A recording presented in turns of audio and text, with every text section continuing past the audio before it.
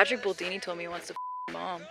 I mean, only if he'll make my mom happy and be a supportive father figure. Man, what the f is you talking about? What's that? I'm sorry, man. I wasn't thinking about it. Hey everybody, and welcome to Mixtape, a game so bad that it can hardly even be called a game. A game indeed so bad that it caused a rift on the internet between the humble gamers and then the reviewers and influencers out there. It's a game that is being regarded as the non-gamers game of the year, perhaps even game of the generation thanks to the perfect review scores and deeply emotional praise that it is receiving from them. Initially, the situation just looked like a meme because of the contrast between what people thought versus what the industry thought. I didn't even feel like reviewing it, it's just such an obviously an appealing game. And also an easy one to assess. I mean, it's short, you can watch clips online, there's barely any gameplay, but since then the discourse just kept getting worse. I mean, we're at a point where we've got game journalists crashing out on main. Here's one of them. Quote, 100,000 bitch-ass gamers who have not played something all have the same opinion about it, and then they turn around and accuse 50 reviewers of groupthink. That is so funny to me.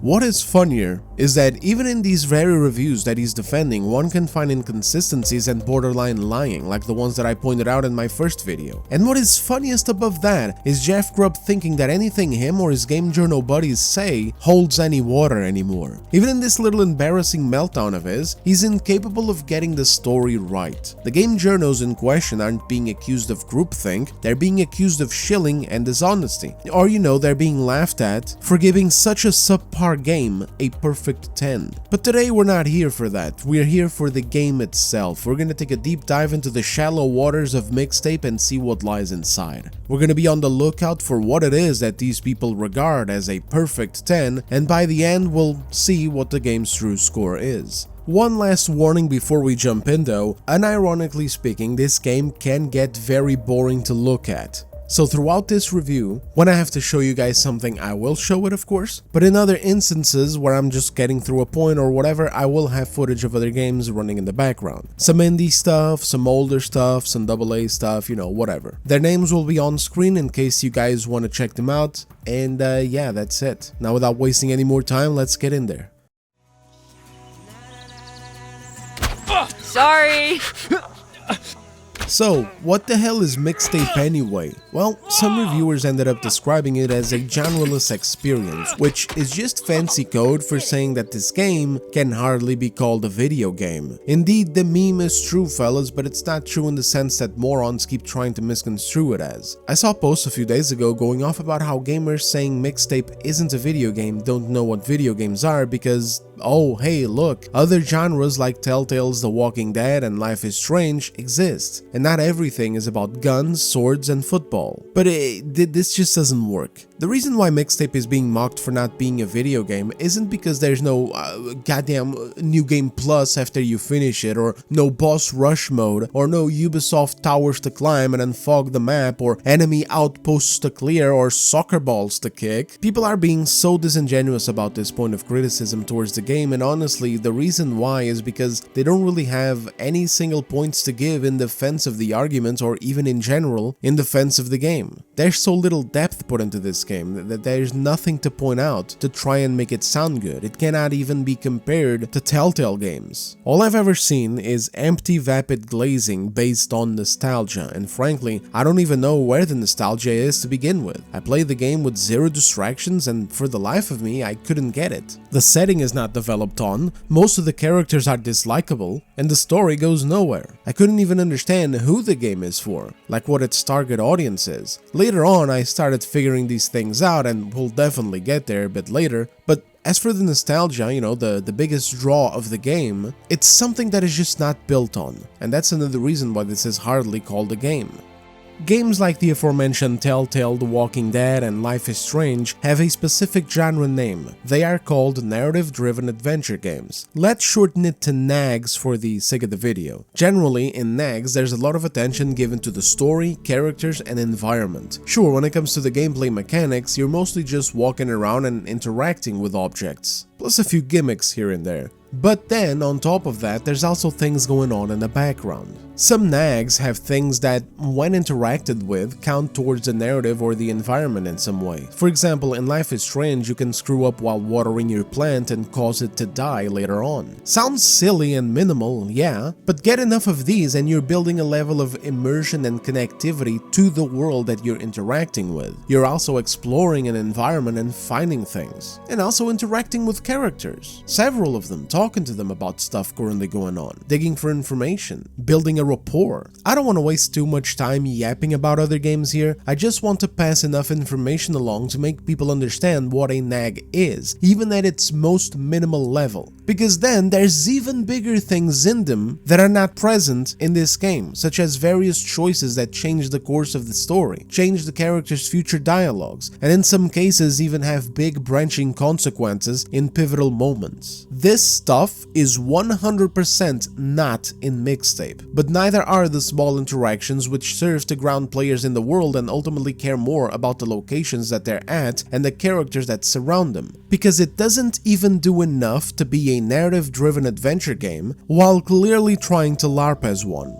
And nostalgia is a tricky beast to tame. It's not enough to just play old songs and have old memorabilia in the background. If you don't build up the player's sense of presence in the world, the relationships with other characters, a sense of familiarity and belonging in the world itself in the game, then it just falls flat. And that's exactly what happens here, because the game doesn't take a minute to establish itself and its characters, it doesn't take a minute to develop relationships, it's constantly just wanting to play the next licensed song while something happens in the background. And you know, sometimes it's something where you do have to press buttons on your controller to do something, and other times you can just put your controller down and it plays on its own with zero interaction from your side. These are some examples here. In this instance, you are headbanging in a car. I actually did press buttons here, but you don't have to. You can set the controller down and they just ride awkwardly without moving to their destination. Over here, you're riding in a car again. The length of your interaction is you can press buttons to make fireworks go off in the background, or you can just put your controller down and do nothing. The car just keeps going to its destination while another song awkwardly plays. In this instance here, you're just floating away while a song plays. You can sway to the left or to the right, but again, you don't have to. You can just put the controller down like I did, and it just plays out while you got your hands wrapped around your forehead, wondering why the fuck you're playing this shit to begin with.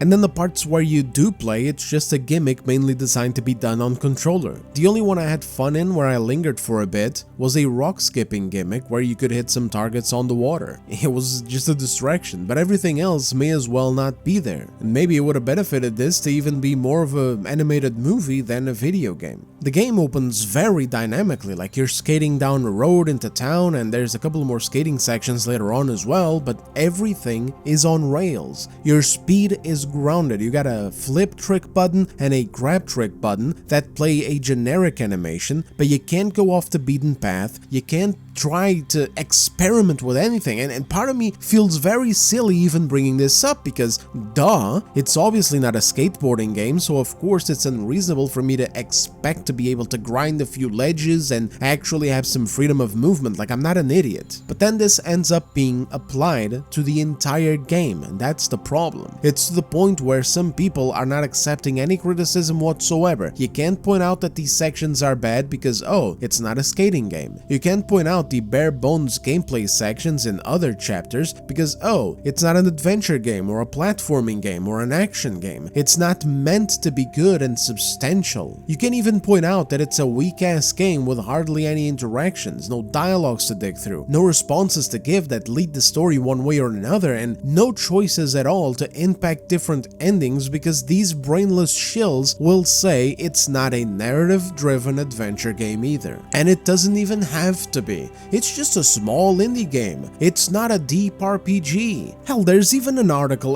We're going to be getting into the writing and the terrible characters in this game in just a bit. There's even an article excusing that, saying that you're not supposed to like the character.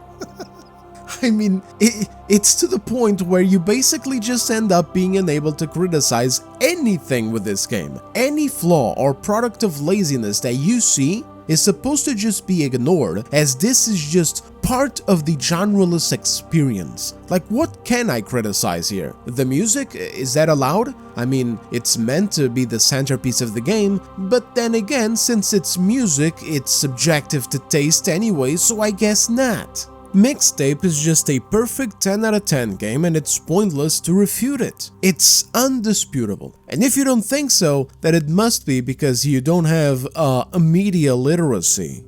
This is why I don't even care about the whole "this isn't a video game" conversation anymore. It's because the people who are ride or die for Mixtape don't care either. That's the thing that people who are trying to take jabs at this game by saying it's not a game need to understand. It's that you're taking pot shots at nothing. They don't care if it's a game or not because they don't care about the medium of gaming. There's nothing of value for them in Mixtape being regarded as a game. This is the kind of crowd that'll tell you that games don't need to even be games anymore. Games don't have to be for gamers, and at the very labels of gamers and video games hinder the potential of the medium. This isn't just a take of game journalists out there since over a decade already, nor the take of theater kid like shills, it's also the take of the owner of the company that published the game, the billionaire daughter of the 6th richest person on the planet that everyone keeps talking about. Her idea of her company, Annapurna Interactive, isn't to fund video games, it's to make transmedia that blends together with film, TV, theater, etc. Feel free to check out this video to learn more on that rabbit hole. Now back to Mixtape. Nags are generally interested in using set pieces and locations to tell a story. They want players to care about their characters and what's going on in the world.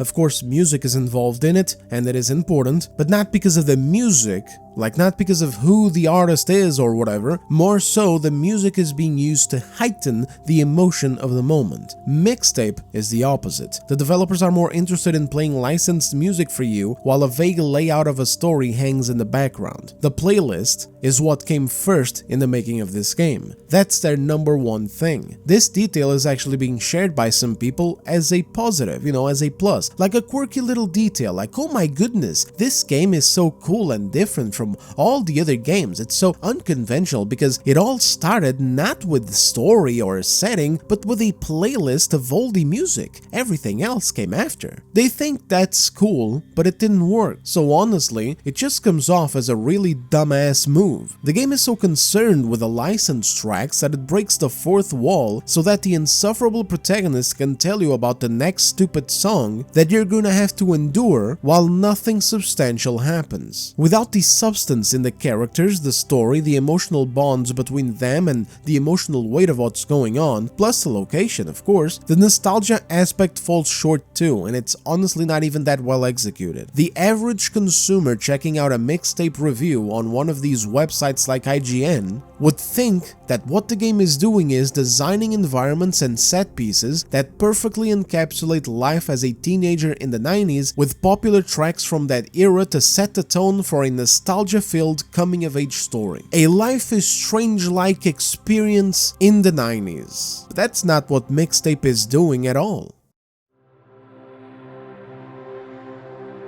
So the main premise of this game is you play as a girl named Stacy Rockford, and her main thing is that she has this very specific affinity for what music fits specific moods and circumstances. So she wants to follow her dream of going to New York and trying to get into the business of music supervision, which the game explains as someone who tends to a massive library of music and can sort of act as a music consultant of some kind for movies or events or whatever that need a soundtrack that fit the vibe of said movie or the purpose of said event, so on and so forth. As such, the story of the game is, this is your last day with your buddies and you have a playlist all set up that is meant to go through the various motions of the perfect last day together. But as this connoisseur of music that the game wants us to see the protagonist as, a lot of the tracks that end up playing in this game are not even from the 90s at all. I'd say most of them are from the 80s and some even go further back into the 70s. 70s. And even though there are some big noteworthy names in there, like for example, you got The Touch from Stan Bush, Rhodes from Portishead, also Lub from the Smashing Pumpkins, something in there too from The Cure as well, also Devo. You know, the point is that there's also a lot of mid music that didn't register and that I doubt anyone under 50 is getting nostalgia from. So all those top scoring reviews bringing up nostalgia?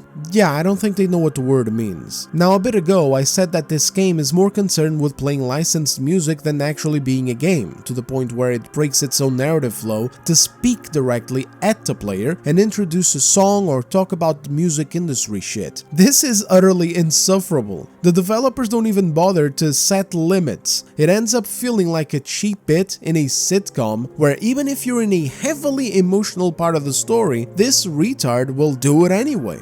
Here's some examples.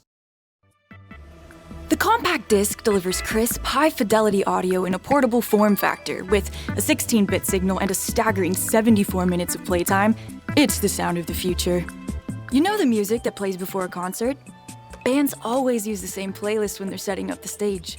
That's because it's a countdown. Roadies know when their jobs begin, when they finish, and when the playlist ends, the show begins. This playlist, the one you'll be hearing today, is a countdown to my last night in Blue Moon Lagoon. I don't remember asking you a goddamn thing. The next track is Just Like Honey by the Jesus and Mary Chain. A perfect bedroom hangout vibe. Might be the last time we're all in my room together. My first kiss was with Colin Bruce. I didn't like Colin at all, but he was accessible, and honestly, I just wanted to get it out of the way. It was everything I hoped it wouldn't be.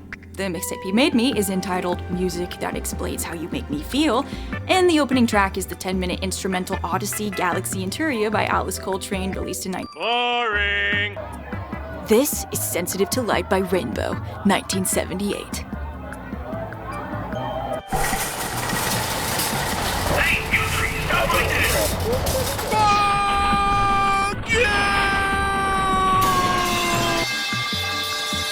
This is Monochrome by British group Lush off their second album, Spooky. It's a fat whale of a song. Lush were one of the first bands to be called shoegaze. It's heavy, but it's nonchalant, like my friend Cassandra. Cass was pretty tame up until freshman year, then she chose rebellion. This next track is State of the Heart by Australian band You need to shut the fuck up.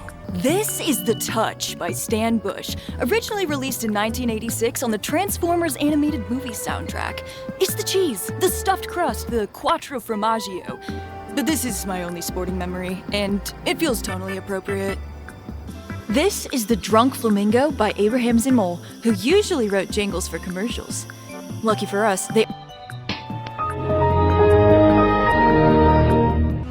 This is BJ Thomas with Most of All, released in 1968.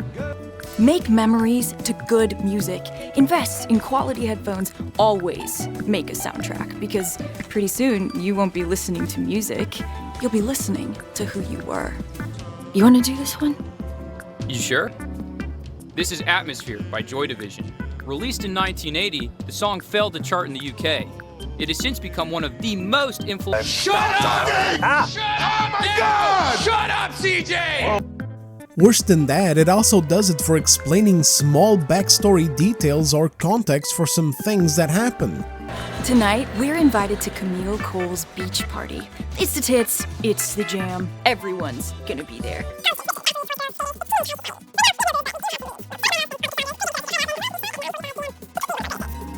Cassandra's dad is quite literally a narc, and her mom's worse.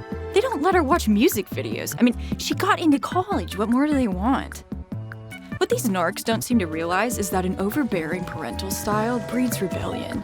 Do me a favor, please. Get out of here. Get out of here, man. So in other words, this game will at times break the oldest rule in the book. Show, don't tell. And yet, this is what the totally unbiased and trustworthy games media consider the pinnacle of storytelling, raising the bar on coming-of-age narratives. The structure of the game is centered on the premise. This is your last day back home with your best friends, you're going your separate way, and this final day must be perfect. It all culminates in this one big party that is happening later in the day, and so your mission is to go and collect booze to take to the party. Your first stop is your place, your second stop is Cassandra's place, that's the Asian character, then you have a short stop at Slater's place, which is the dude character, and finally your secret hideout in the woods. At these locations, you get to look around a bit and interact with a couple of objects. These objects trigger a memory where she introduces a song that plays in that playable memory. I say playable lightly because of what I just showed before. And the main point of these is just the stupid song that plays. Some of these feature a moment or two that is part of the story with a bit of dialogue or whatever, but most of it is vapid dumb shit that means nothing. Some of it isn't even dialogue, it's just your characters going, woo, you know, that kind of thing. I guess, let me give you a practical example. So in this section you are exploring your own house and you find some pictures. After you collect all the pictures and you put them up on the wall, you trigger a new memory to watch. And when you watch the memory, it takes you to this thing that happened where all three of you were hanging out at a party and then the police show up and you guys have to escape the party on a shopping cart. That's it, then you just play, you know, you play if you want to, you don't really have to. Again, yeah, you just sway your little cart to the left or to the right and that's it. What's the point of this whole part here, for example? I don't know, I guess to establish that your characters like to go to parties and are really rebellious and escape the police on the back of a shopping cart. But let's just move on, guys. I'm getting a fucking headache. The point is that this is the structure of the game. You go to a location and then you trigger some memories by clicking on some objects. That introduces a song that plays to show you a bit of the past. There's one of these that I liked, where you play as Slater and you go into a Blockbuster type of store, drunk out of your ass, and basically you just knock down a bunch of cassettes onto the floor while the guy behind the counter is just, you know, is like a teenager or whatever. It's like, dude, come on. You really have to do that. I would love to play it for you, but like I said, every bit of this goddamn game has some oldie song playing in the background, so it's a goddamn copyright trap. But anyway, if you were hoping for any content that makes you care about these characters or establish a meaningful past, you will not find it here. Most moments are quick passing things with very little meaning. Some of them are straight up cringe, just to show how rebellious and cool these teenagers are. Hey, go eat a dick! Cassandra shows great promise. It was just, it was awful. I mean, these things were just horrible. It was just disgust. And that's what I'm feeling right now. There are two moments that were good. They were both centered on Slater and they are quick one-off throwaway things. One of them is a dialogue where he expresses a certain insecurity for showing the protagonist his own album. You gonna show me your album? You're running out of time. No, probably not. You show me all your other stuff. You know, a sketch, that's today. You can make another one tomorrow. It doesn't always say a lot. But you make an album, that says too much. It says, this is who I am in this period of my life, you know? And I know no one's gonna listen to it, but if they did, they'd see me. You've gotta show me, though. No way. Why not? You'll dissect it like a frog. You'll see my insides. What if you listen to it and realize I'm a psycho or something? I'll still be your friend if you make shitty music. I'll just think less of you. See, I'm never showing you. The other is a small, quick memory that warmly establishes that both Slater and Stacy, the protagonist, are best friends since they were children. Both of these fucking moments were the only thing that ever came close to meaning something in this game, and they were both thrown away because the game is far more concerned with dishing out song names and focusing most of the narrative on Cassandra being a retard who loves to commit crime. And boy oh boy do I have a lot to say about Cassandra and her ridiculous arc. It's insulting how much of this game's story counterpart was wasted on this insufferable character and her dumb arc. You got basically two insufferable brats, Cassandra and the protagonist, and then one character that actually does and says some likable and meaningful stuff every now and then, but who do these developers focus on? The insufferable ones. Great job, But again, that's for later. First, we gotta work our way there, fellas, because you need to see just how vapid the game ends up being, partly because of relying way too much on its song list instead of its writing. Let me give you an example from near the start of the game. So shortly after the game breaks the fourth wall so the protagonist can turn to the camera again and explain what a music supervisor is, plus explain the premise of the game with it being, the last day and all that bullshit that should have been established narratively, but whatever.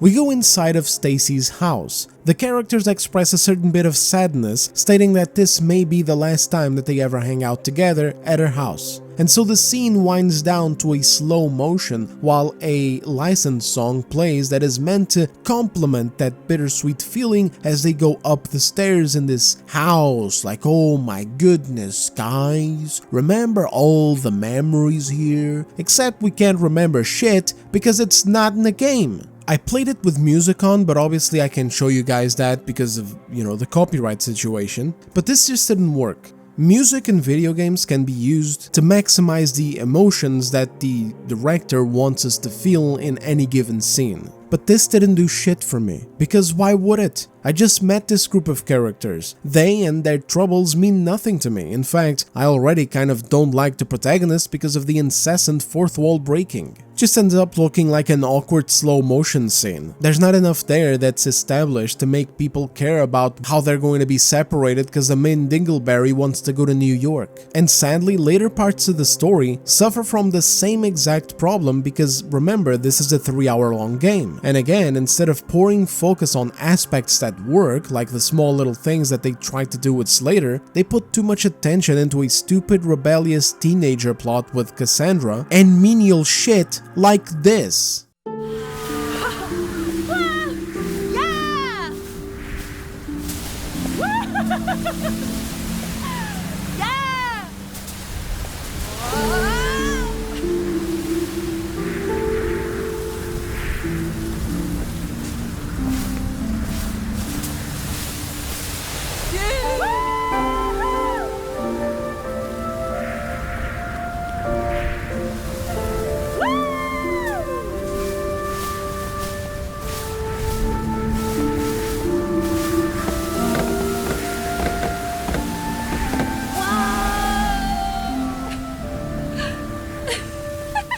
That and of course cringy wastes of time like that repulsive kissing scene that game journalists, the PlayStation page, and even the goddamn BAFTA awards were advertising video of. It's absolutely incredible to me how we live in a society, or at least we exist in the games industry, where a game like Pragmata releases and there's game journalists and absolute brain-dead mangoes online talking about how predatory the game is, how creepy, because gaming is a male-dominated space and most gamers are supposedly losers without children, which makes them predators, and so games with child characters shouldn't exist. Yes, this is a narrative, guys. I covered it. I also saw people say that it's creepy because it idealizes a childlike character rather than it being a more realistic one. See, this is a problem, but two underage kids being depicted slobbering each other's mouths as you control their tongues is perfectly fine. Even brilliant enough to share and advertise. We live in a society, or again, we exist in the games industry, where a game like Stellar Blade is way too much. It's too graphic and it must be censored not only because it's repulsive that the woman is too bodacious, but also because gaming is not a male-dominated space. It's actually 50-50, and so female gamers should not feel objectified by the character. This is a problem, but again, this garbage with 15-year-olds is not. Also, I hope you guys noticed how for the Pragmata thing, these people recognized gaming as a male-dominated space, but for Stellar Blade, they made sure to frame it as not a male-dominated space. Ain't that interesting how these things are switchable? And it's almost like games media outlets are full of shit, just saying whatever it takes to fit a narrative. How about that? Well, anyway, time to break down the story, guys. This one's going to be rough, and I suspect that by the end of it I'm going to need a vacation with a lot of pina coladas. Beyond the surface theme of the girl who is leaving high school and, leaving home, leaving her friends to go and be a superstar music manager in New York or whatever, the other main theme of the story is basically being a loser. That's it, fellas, being a loser and the glorification of it. Don't take me wrong, like I'm not your conservative dad or whatever getting all prudish because of rebellious teenager themes in a video game. That's not at all what I'm talking about here. Not as a generality. There's nothing wrong with rebellious type of characters, it's just that Mixtape is incredibly lame about it. There's a lot of characters like these in media, the rebellious guy or girl who doesn't follow the rules. Sometimes it's even used in a more formal and mature manner, like for example, the standout detective that bends the rules to get around red tape or bureaucracy. Or the delinquent type of guy who actually has a heart of gold underneath, and does the right thing. Maybe he's in a rough spot, is seen badly by those around him because of a rough exterior, but is regardless the hero of the story either from a different perspective or through the development of a redemption arc. So on and so forth. I mean, hey, we just got done reviewing Samson not that long ago where something like this was at play. This, or certain character archetypes that were literally designed to be edgy and appeal to teenagers, like Dante from Devil May Cry, or the nonchalantness of Leon from Resident Evil 4. I just remembered Alex Mercer, or hey, Shadow the Hedgehog. We used footage of that game a couple of videos ago. I have no problem with edgelords at all, fellas. In fact, I miss them. Developers now can't write them well because they're uncomfortable with what real edginess is. Real edginess is breaking actual rules, and we're currently drowning in arbitrary rules in the games industry over what is and isn't appropriate for dialogue or for a story premise or a character design. We got game developers carrying around lists like these and walking on eggshells to make sure that they don't accidentally offend some group of people over some kind of detail in a video game. It's lame, it's boring, and it's completely against the spirit of, this type of character. It's an industry that has been totally tamed and pacified in comparison to how things were like 15 years ago and beyond. And so now, instead of edgelords, we get cringelords who say shit like this. My dad said I shouldn't hang out with you. Who's your dad? He's a cop. Oh, sweet. Reputation. He thinks you're the ones who spray painted the Reagan statue, that you're shoplifters. And that makes you want to hang out with us? Is that right? I've decided to disappoint my parents. Dope. This year, I want to ride a flaming stallion of delinquency. I mean, seriously? Did this retard just unironically say, I want to ride a flaming stallion of delinquency? I've decided to disappoint my parents. This year, I want to ride a flaming stallion of delinquency.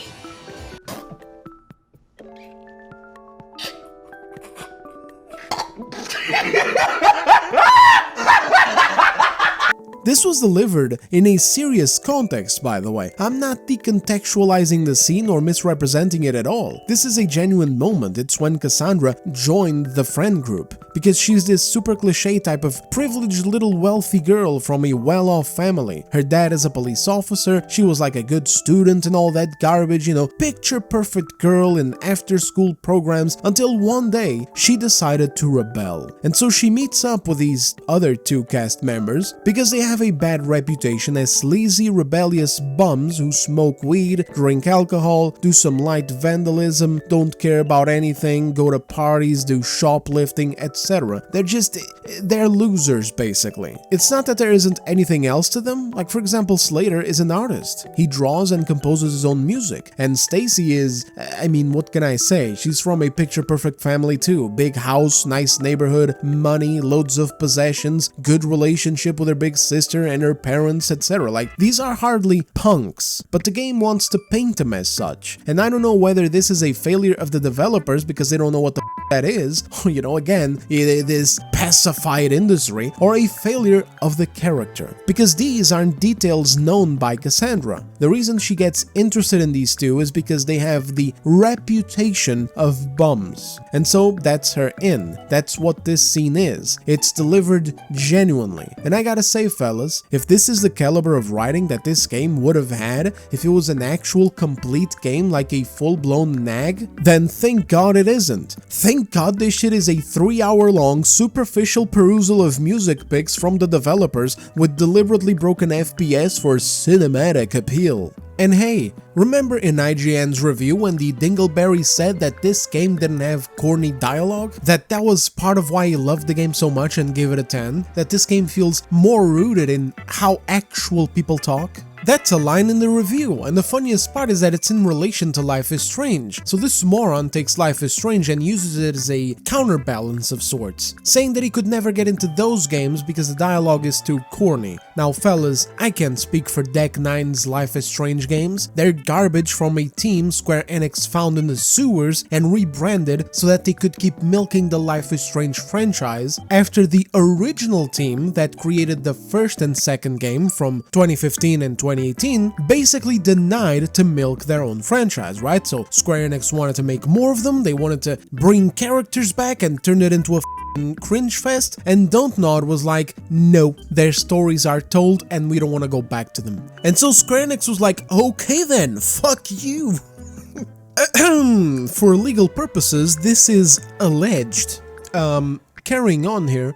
So I can't speak for anything that came after 2018, but I actually did play both the first and second Life is Strange games, and I can tell you for a goddamn fact that there's no moment that has any dialogue like this. This year, I want to ride a flaming stallion of delinquency. Man, what the fuck is you talking about? What the fuck was that? I'm sorry, man. I wasn't thinking about it. And it gets even worse later in the story, actually. Oh, Life is Strange had a bunch of cheesiness, make no mistake, you know, you had like the protagonist saying dumb shit like, wowzers, like that's a thing the protagonist says. At one point, instead of, are you serious, she also drops a, are you cereal? But shit, at least you had a light-hearted context underneath because they were goofing off. You eat like a pig. Try the floor. I was eating those beans. Are you fucking insane? I was eating those beans! Ugh! In Mixtape, not only do you have a bunch of this stuff while they're goofing off, but even when they're being serious, they drop radioactive cringe. Like, are you for real? I wanna ride a flaming stallion of delinquency? What are you, fucking stupid? If you're going to bring up Life is Strange in a review and use it to contrast with Mixtape when it comes to cringy or corny dialogue, you're just being disingenuous. Both of these games have that, and the one he's defending has it worse. Cassandra is a dead serious character that spends the entire game dropping cringe. In fact, that's her whole story, that's her whole arc in this game, if you can even call it an arc and a story to begin with, because again, it takes longer to prepare an oven-roasted pork loin on a Sunday for your family than it does to play this shit. To give you more of a taste of how terrible Cassandra is, have a look at this terrible sequence. Once again, sorry in advance for the awkward audio, but I gotta mute the parts where only the music plays. If there are any cuts, it's not me cutting context and dialogue, it's just me cutting the breaks where they don't speak and the music is playing, okay? I'm being good faith over here, okay? I'm being good faith over here. Don't forget, I'm such a good faith boy that my first Mixtape video, I said that I didn't believe that it was astroturfed. So we skated on over to Cassandra's place to find more booze, and we have to do this interaction where once again the game cuts away to some other memory where your insufferable protagonist introduces a song, an actually good one this time, but regardless of whether or not the song is good, the crap gets on my nerves. I'm here to play a video game and hopefully, if it's not too much to ask, get invested in these characters. I'm not interested in learning about who made what song and where did it play on. And the funniest thing is that even if I was interested in learning a little bit more about the music industry and about each individual song that plays, I wouldn't have anything to learn either, because this is just a Yahoo being like, hey, this is the excellent New Eden soundtrack composed by Solarfields for the excellent video game Mirror's Edge, originally released in November of 2008 for consoles and then 3 months later for PC. The soundtrack is a unique blend of modern electronic genres that emphasize the fluidity, adaptability, and elegance of the game's own motion.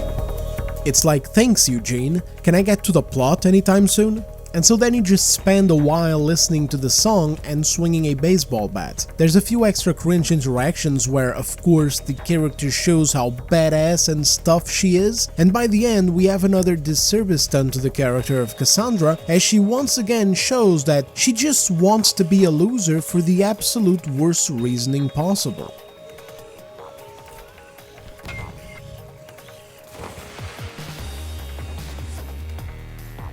You're doing crime, Cass. Let's get out of here. I'm gonna make sure people find out it was me. She wants to commit crime and get caught. It's not just that her parents are strict, it's also that she hasn't figured out what she wants to do in life. She doesn't have a thing that interests her enough that she wants to follow through in life with. A passion, per se, as the protagonist has music. And so her answer to that, for some unimaginable reason, is to lash out and do crime. This is framed as a badass thing throughout the entire game. It doesn't lead anywhere, like towards a lesson or a resolution of any kind. It's literally just that. Because apparently to these developers, that's enough. That's a compelling trait for a character. This is mind-boggling, and it ends up becoming Cassandra's entire personality in this game. Here's more cringe, fellas. Have at it. Wow. Check this out. I want to walk around like a giant monster mash. Scare the locals. Trespassing is dope. Crime is dope. What? Bro, what are you talking about, man? Wow. Check this out. I want to walk around like a giant monster mash. Scare the locals. Trespassing is dope. Crime is dope. What are you, retarded? So I know you're not retarded, but what are you, Down syndrome? Seriously? Did this pipsqueak just seriously say, and I quote, trespassing is dope, crime is dope? Who the fuck wrote this? An 8-year-old? Who talks like that? Did the IGN reviewer even finish the game? I'm starting to doubt it. I'm starting to think that he got stuck somewhere and he didn't actually get to see all of the dialogue in the game. Beyond shilling for access, it's the only way to explain why he praised the writing. Did bro get stuck in one of the skateboarding sections? Did he keep getting hit by a car or something and he couldn't get to the he couldn't get to the locations that he's supposed to go to? You got a guy over there, going all DSP. What am I supposed to do? It's impossible. You can't get it done. It's impossible. What are you even supposed to do here? It's just bad game design. It's bad game design. If you guys don't support the stream, I'm gonna shut it down. Give it one kick, one sub. Come on, one kick, what's up, guys? One membership. If you don't support it, turn the game off. Here's another one for the road, guys. Nice pick.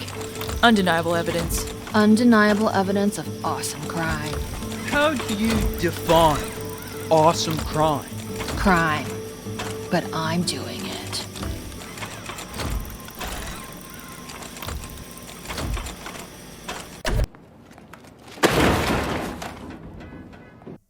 Should I even say anything else here? Do I even need to say anything else, fellas? This is her entire character, and it gets worse. I'm going to play 2 more scenes. One is of her dad grounding her because of her recent behavior, where she's been dropping out of everything, being disrespectful, and worse, getting caught drinking, smoking pot, and shoplifting shit.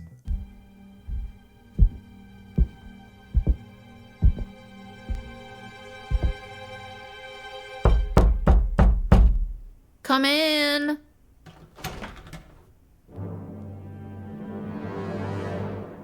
There have been noise complaints. Okay. Do you children know anything about an abandoned worker's cottage in the woods? Possibly some of your friends. What are their names? We don't go in the woods, Dad. Stacy, Van, could you step outside a moment?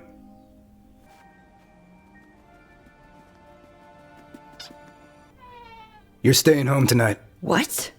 Bill Robbie down at the liquor store said kids have been in and out of there all day. Something's happening tonight, and I don't want you part of it. You can't! This is our last night together. I told you about this! No! You will stay home, goddammit! You're not going anywhere anytime soon. What are you saying? Tam Gavin saw you skipping class Thursday, and don't bother denying it, because I know it's true. Then there's this. Why do you have this? Stoners use these. You went through my room? You're smoking pot. No! Who gave you this? Those two out there? No! We've given you so much trust. But I can't bring myself to give you any more. Dad. You're not ready to be on your own, not so far away. And I can't tolerate the way you're behaving. No. Well, tell everyone you're doing a charity gap year. You can't be fucking serious. I'm not paying for you to F around and party at college, to go on road trips. If you're not grown enough for a privilege like this, then we'll wait till you are. There's closer schools. I need to get back on shift. Tell those two it's time to leave. You can't do this! Now! Kid, you are breaking my heart.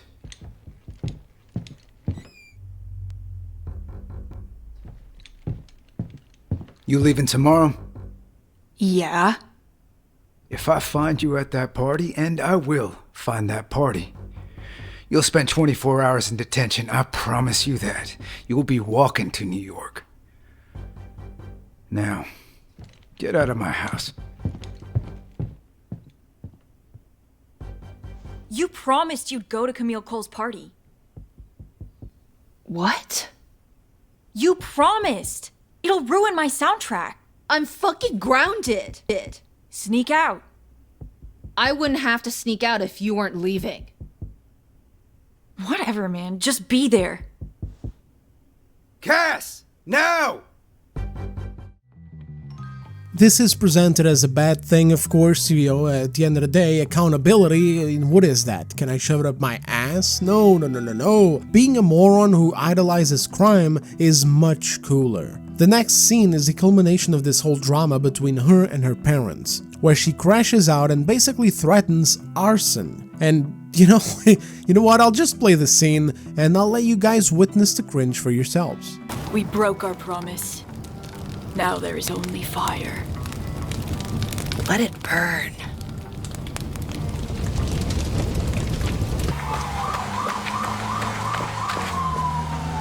Cassandra!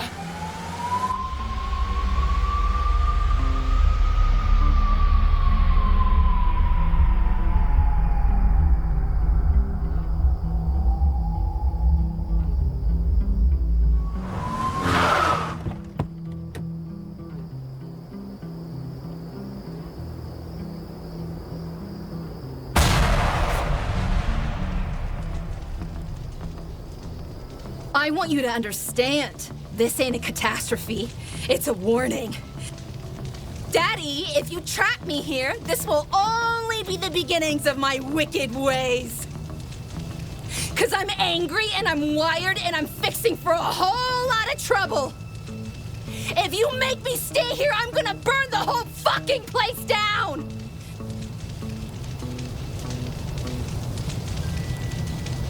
There'll be patrol cars up and down this road. Get out of here. Go on. Back the way you came. And?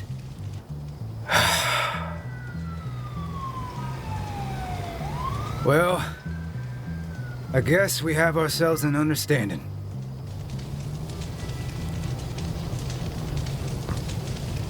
That's right, fellas. This retarded child is crashing out in the middle of a road after a wildfire just started in the woods nearby. She's holding a lighter symbolically and threatening that if her dad keeps her grounded and keeps being controlling, then she will only get worse. Now, I don't know about you guys, but when I was a kid, if I mouthed off like this, or even just half of what is displayed here from Cassandra, I would have gotten my lips blown out, and instead of just being grounded at home, I'd have been grounded without my stuff. Like, I used to have a TV in my room. That shit would have been removed immediately alongside my console, and I'd probably be lucky if I wasn't sent back out into the goddamn woods. It just is what it is, and the further back you go in time, the worse it is. Like, the further back you go in decades, the more normal it was for parents to give their kids an ass whooping for crashing out like morons. But of course, in this brave and stunning game that is written about as well as the last season of Game of Thrones, the father just accepts it. He's like, yeah, okay, nah, yeah, no, I see it, yeah, no, cause like, yeah, I mean, I was totally not justified in grounding you for you basically going down a path of dangerous delinquency, like, no, yeah, I totally see it. Now that you're threatening to burn shit to the ground, yes, I see now that I was wrong. Clearly, I exaggerated. Clearly, the path that you're on is actually perfectly fine. Nothing to see here.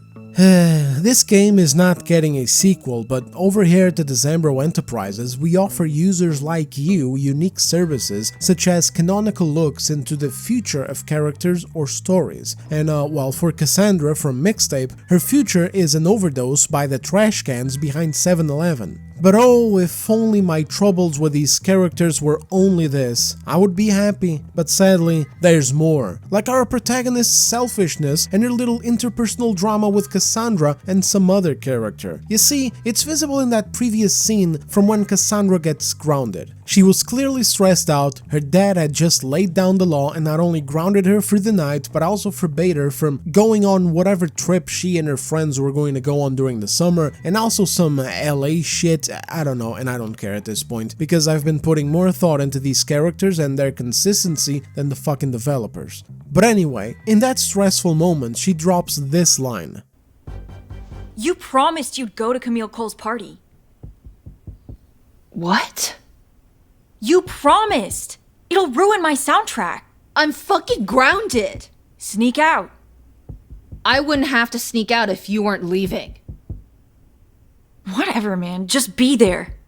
So she's expressing that the only reason she's crashing out so much right now is because Stacy is leaving for New York the next day. Truly, she wouldn't have to defy her dad if this was a normal thing. It'd just be like, okay, fine, I'll stay home for now, I'll let things calm down a bit and we'll see if we can hang out next week or whatever. But because Stacy doesn't have a week, she's putting pressure on her friends to make sure everything is perfect for her last day. Later on, she even expresses how pissed she is because her soundtrack, her final day mixtape, is getting ruined by all of these circumstances.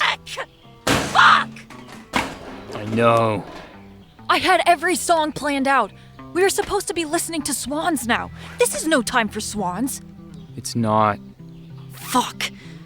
My soundtrack is unraveling. I'll need to improvise.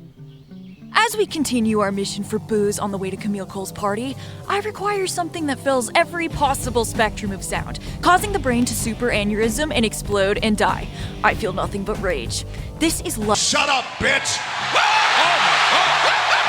So far, if you're playing this game, here's the deal on what you have as characters. We have an absolute moron who thinks committing crime is a winning personality trait, and the only thing that she not only aspires to do, but straight up idealizes. And then we have a narcissistic, selfish retard who has this amazing dream of going to New York and getting the perfect job from some kind of music industry person, but at the same time, she doesn't really want to leave. So she plans this elaborate-ass final day where she must autistically listen to every song on their specific playlist while collecting booze for this big party later that night. Then, when things start to go wrong as consequences of their actions, she crashes out. The one time Cassandra has something that actually makes sense and it has nothing to do with crime, the first time she's expressing something that actually comes from within her, like an actual conflict in the game between these two characters, how she wouldn't have to go against her dad's rules, where she wouldn't have to make her situation any worse by defying him immediately, if only the protagonist wasn't leaving the next day, thus making this party be such an important event. Our character, Stacy, doesn't even register it. She dismisses it as if it was nothing, telling her to just be there.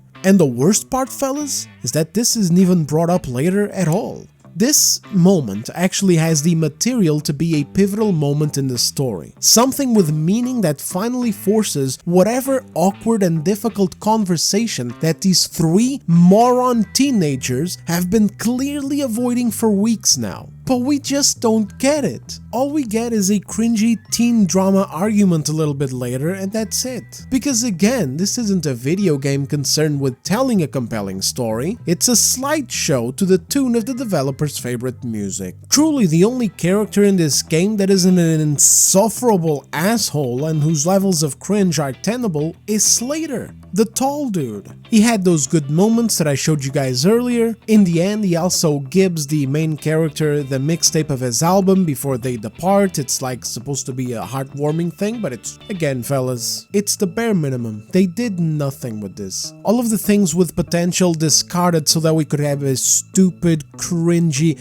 teen rebellion plot with Cassandra. And speaking of that, let's get into the big confrontational moment in the story, the obligatory low point, executed like shit too. So, Stacy, the protagonist, and Slater are all depressed and shit over at their secret hideaway, because Cass got grounded by her dad and they don't know whether she's coming or not. And then this plays. Cass? Last day! Yeah!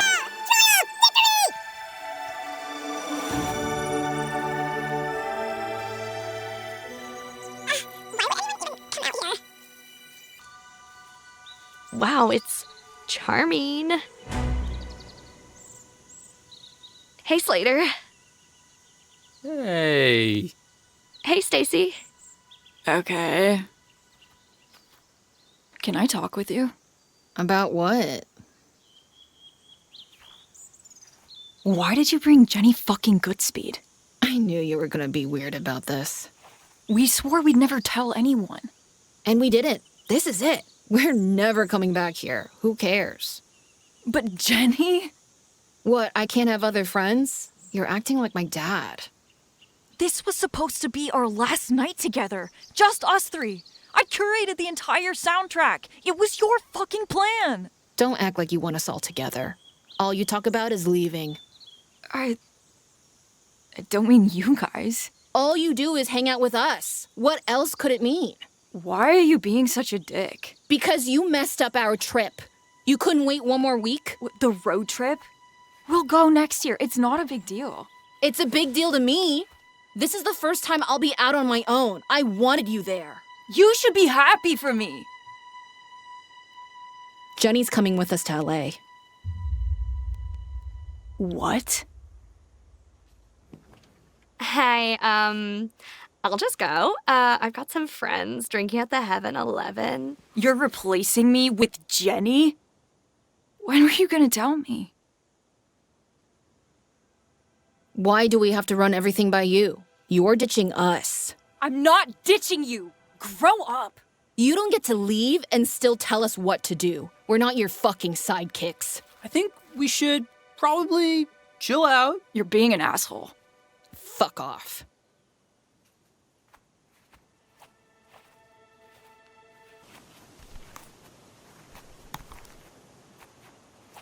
What are you doing?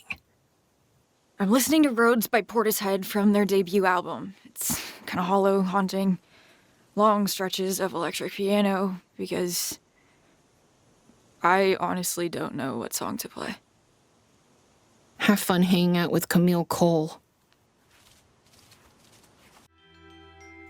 Absolute cinema. I mean, this has to be a whole new level of social awkwardness. Before we get into the ridiculous teen drama, I just want to highlight that this chick puts her headphones on. For some reason, this comes across as an utterly unnatural and confrontational thing to do by Cass, so she asks what she's doing, and her response is to drop the song name and a fucking description about long electric piano keys and shit. Like, this is amazing, fellas. Even in this moment, the developers couldn't help themselves but do the same little stupid thing that they've been doing the entire game. Like, imagine you ever get into an argument with your wife someday, okay? Like, it is what it is. Sometimes it happens, right? I mean, you leave the toilet seat up for the 47th time the same week. She hit her limit at 46, you know, it's a whole thing. You don't want to hear any more of it, so you slap your headphones on. For some reason, she doesn't understand that this means the argument is over and you just don't want to engage any longer, so she asks you what the hell you're doing. And your response is, "I'm glad you asked. I am listening to the hit video game soundtrack BFG Division by legendary composer Mick Gordon for the 2016 reboot of Doom, what many consider the father of FPS games. Its violent, grungy riffs on a 8-string electric guitar are a mirror of the rage that I feel inside of me right now." And then at that point, your wife divorces you, takes the kids, and commits you into an insane asylum. As she should. The dramatics are truly something out of one of those really crappy TV shows. We saw Cass in the last scene. She's totally defeated, she hates her life and is now getting grounded. We know she resents the protagonist for leaving, but they're still friends. Suddenly she shows up, jumping and shouting in gleeful excitement. She wants to carry on with her friend's last day shenanigans, except for some reason, she brings Jenny Goodspeed, a character that was previously established as someone that our protagonist hates the guts of. I feel so stupid going through this stupid fucking plot. The reason why she hates her is very mundane too. It's this right here. Were you out front of the Cineplex last night? Oh yeah, I saw something with aliens. It was boring. Close Encounters 3? Oh, what a soundtrack, huh? All the time. I don't really listen to the music. I just watch it. I know everything I need to know about you. Oh. So it's really just because she doesn't like music as much as the protagonist does. It's sold early on as a comedic thing, right? The like stupid thing where teenagers hate each other for the most mundane of things. It's like, haha, teenagers are so silly kind of thing. But this is now being used as an actual serious plot point in a pivotal moment in the game. Honestly, guys, I don't even feel like talking about the rest of the scene. It's just so lame. It's just a retarded spat between teenagers, and the funny thing is, when I saw this, I knew it wouldn't matter later. I knew that even though our protagonist hates Jenny Goodspeed for something as stupid and superficial as the music thing, she would immediately forgive and forget the utter betrayal from Cass and her cutting words later just for plot convenience, and of course, that's exactly what happened. In the end, I don't even remember Jenny Goodspeed going to the party, like it's just another thing that gets abandoned, and thank God it does, because let's face it wasn't going to go anywhere. None of this has. And yet, according to game journalists, this is supposed to be the pinnacle of coming-of-age stories. The current highest rating game of the year for many of these outlets. Straight up a triumph. And so, to all of those journalists and reviewers, I have just one question. What are you, fucking stupid? Your standard of the best coming-of-age story media you've ever played is a fucking game where nothing gets established, where our characters are superficial caricatures of teenagers we only ever see on terrible cheesy media, rebellious stereotypes that we've been beaten over the head with for decades, that say nothing and inspire even less? Your prime example of what coming-of-age stories should be is games where the story itself is supposed to take a fucking backseat while we listen to tunes for 3 hours doing retarded shit like slowly skating down a hill while yelling "car" every time they see an oncoming car, or down the road while doing some imaginary dumpster shooting, or hitting balls at a softball court, or mashing mouths with another teenager, or floating in the air while some more licensed crap plays and the screen is in black and white. Like, basically a collection of activities that serve not to move the story forward, not to flesh out the characters and their circumstances, not to give players reasons to bond with these characters so that the actual coming of age bit carries significance, but to just keep you busy while an oldie song plays. This is your standard for coming of age stories? Brother, this shouldn't be a standard for anything. Oh, it feels so good to be almost done with this crap. So after what happened in that cringy scene, of course our characters all make peace together again, in yet another couple of stupid scenes. So first you're at Slater's house and you overhear Cassandra's father, who is a cop and is on duty, warning people, right, parents, that there's going to be an illegal gathering later tonight at place X, and they are going to be cracking down on that, and so suggesting that parents keep their kids at home for tonight to avoid them being into trouble. Despite this being not only a great service for any parent at all, but also like a caring thing that he's doing for people, where he's not only protecting their kids but trying to keep them out of trouble, he still gets called a pig. Mom, who is it? One moment. It's the pigs, darling. She opens the door, it's like, oh, it's the pigs, honey. Here's the pigs doing a service for the community. Here's the pigs trying to keep my son out of trouble, you know. Let me tell you, these developers are professionals in making sure that their characters are very likable. So anyway, they overhear this information, so they know that they shouldn't show up at the party later, and they also hear a call on the radio saying, hey, go check out the fucking 7-Eleven, there's delinquents drinking there. And they know that it's Cassandra, so you run over there. This is Yesterday's Hero by John Paul Young. You save Cassandra from being arrested by her dad because she's supposed to be home, remember? And then, I don't know, and then they make peace. That's it. Everything's fine again, and then like a whole bunch of cars show up, and it's everybody who's going to be at the illegal party, but the guys are like, hey man, I heard the cops gonna be down there and shit. You wouldn't happen to know about like a nice place, a nice quiet place where we can throw a party, right? And so they tell everybody to get over to the woods, to the secret place, and that's when that part plays where fireworks were supposed to go off, but I was so tired and I had my hands on my head like, oh my god, please make it stop. So basically the thing just played out on its own and I didn't touch the controller. It is what it is. So anyway, then these absolute lobotomites gather in the woods, right? It's the woods, there's a lot of foliage and shit, and they decide to smoke, drink, and blast off fireworks. So of course, duh, a whole wildfire starts, and nobody cares. Guys, I am not even kidding. I'm not kidding. Nobody cares. A wildfire, dude. I don't know about you guys, but wildfires are pretty goddamn serious over where I live. Every summer, there's huge wildfires that devastate entire areas. Some people end up losing their houses. But nobody gives a shit in this game. It's like it's like the wildfire is just like a cool thing. It's for the carrots to be like, yo, badass. Let it burn. This is genuinely the most retarded game I have ever played. It is.